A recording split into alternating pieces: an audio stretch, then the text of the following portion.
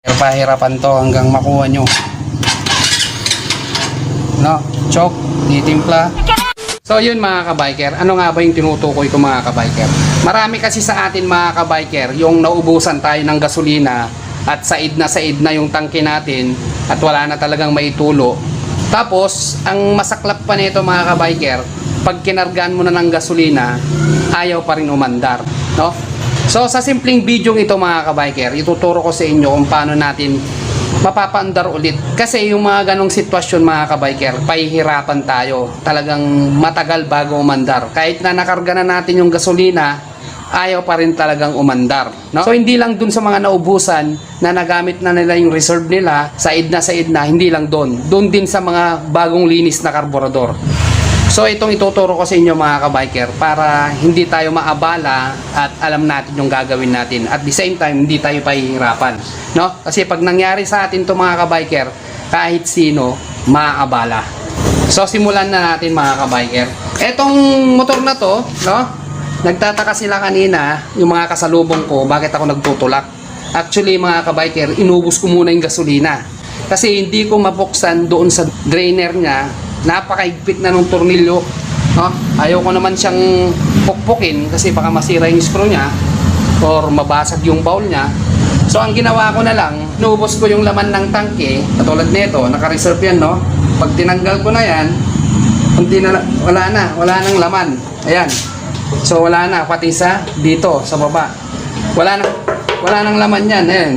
Ganyan lang yung tulo niya. Wala na talaga yan, no? So nagtataka yung mga kasalubong ko, bakit daw ako nagtutulak? Sabi ko naman, inuubos ko lang yung gasolina.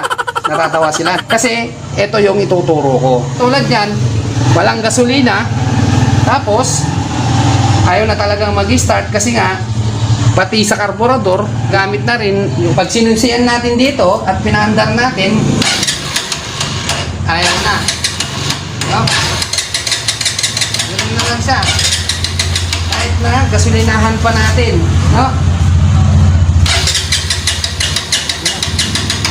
Kasi wala na siyang gas mga kabiker, no? So wala na siyang pag-asang umandar. Kasi nga na-drain na siya, pati tangke wala nang laman, wala din laman yung karburador. Ngayon ituturo ko sa inyo kung paano yung gagawin. So disclaimer lang dun sa mga nakakapanood na alam na to. Gusto ko lang i-share din sa mga nagmumotor na hindi pa nalalaman yung ganitong mga gagawin para hindi sila maabala o mapahirapan, no? Actually, talagang pahirapan ka nito. Kahit na lagyan pa natin ng gasolina to mga kabiker, no? Hindi ka agad-agad ito aandar. Kaya yun yung sinasabi ko. Maabala tayo at pahirapan tayo. So, kargaan natin ng gasolina to, tapos papaandarin natin, no? So, ito yung gasolina na ikakarga natin, no? Kulang-kulang 2 litro. Tapos may imbudo tayo.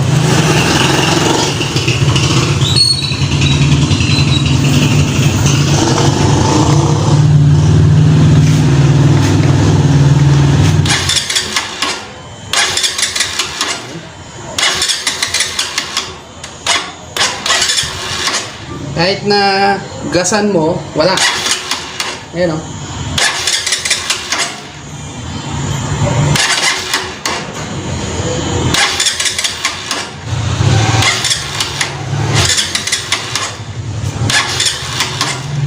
So, ganun mga kabiker, hirap siyang paandarin. Ngayon, ang gagawin natin mga kabiker, dahil nga abala yan, matagal na mapapa-start yan, yung mga ganitong motor, siyempre, may mga choke.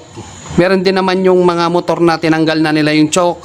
Ngayon, ang gagawin natin mga kabiker, yun lang yung gagawin natin, i-choke natin. Kasi kahit anong gawin natin, especially dun sa naglinis ng carb, drain na drain yun, walang laman na gas yun. Kailangan mo pang i-choke yun. Ngayon, kabiker, paano kung walang choke yung motor namin, no? Di ba, merong klase ng choke sa may manibela natin, meron din naman yung choke sa karburador natin. Ngayon, pag wala tayong choke mga kabiker, ang gagawin natin, palad, no? Tatakpan natin yung bunganga ng carb, tapos paandarin natin para humigop siya ng gas, no? So, eto, mahirap paandarin to, katulad nga ng sinabi ko sa inyo, kailangan muna nating i-choke to. At doon sa mga naglinis ng karburador, nagtataka sila, ba't ang hirap-hirap paandarin? Kasi nga walang karga. Katulad nito, wala pang karga to. Kahit kinargaan natin ng gasolina, ayan, kaya nga yung camera natin, kinuha natin hanggang dun sa manubela, pinokos natin para makita nyo yung pagrevolusyon. No? So ngayon, i-chock natin. Dito, may chock lever dito. So, ito, chock natin yan. Naka-chock na yan. Ayan, todo chock. Ito, yung chock niya. Kita nyo ba? Madilim, no? Ito, naka-chock na yan. So, tanggalin natin sa camera. Pahirapan to hanggang makuha nyo. No, chock, ditimpla.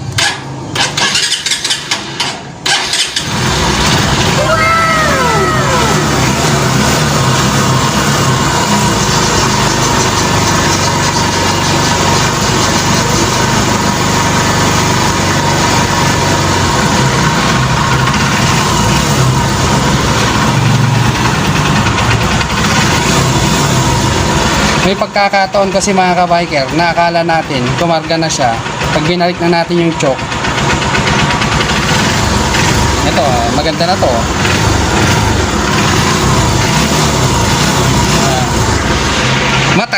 Matagal natin to. May pagkakataon na pag chinok na natin ang tagal, lumandar. Pero okay na to mga ka-biker, no? Simpleng-simple lang yung video natin, no? Kasi may mga kabiker tayo na hindi nila mapaandar kasi nga drain, pati tangke walang laman. Pinakita ko naman sa inyo kanina na halos hindi magtuloy-tuloy yung push button niya. Ngayon, ayan, so nandito na, binalik ko na yung choke. Ito yung choke lever niya. Kasi pag chinok mo yan, pag ganun. Ngayon, binalik na natin. So, revolution natin, book pa. Okay na. So, yun mga ka-biker. Patayin muna natin. Simpleng-simple lang yung video natin mga ka-biker, pero marami sa atin na nahihirapan sa ganun. Kaya ako ginawa tong video ito, no, dito sa motor natin. Pag na-drain talaga at madumi pa yung carburetor natin, talagang pahihirapan tayo kasi yung dumi, no? Yung laman ng tangke, said na, pati dumi sasama na nun. Kaya mababarahan yung mga jets natin, lalo tayong mahihirapan. Ito kasi medyo bago pa tong motor, no? Kahit na masaid dyan, hindi naman siya madumi, malinis ang carburetor, kaya medyo napadali tayong paandarin. Pero kanina, ayaw talagang mag-start, no? So, I hope na meron kayong natutunan sa ating video mga ka-biker. So, kung bago lang kayo sa aking channel, huwag niyo kalimutan mag-like, share, and subscribe. And then, click nyo na rin yung notification bell para updated kayo sa mga bagong videos natin. Hindi lang ito yung mga video natin, napakarami nating video about motorcycle tutorial. So, muli mga ka-biker, thank you for watching. God bless.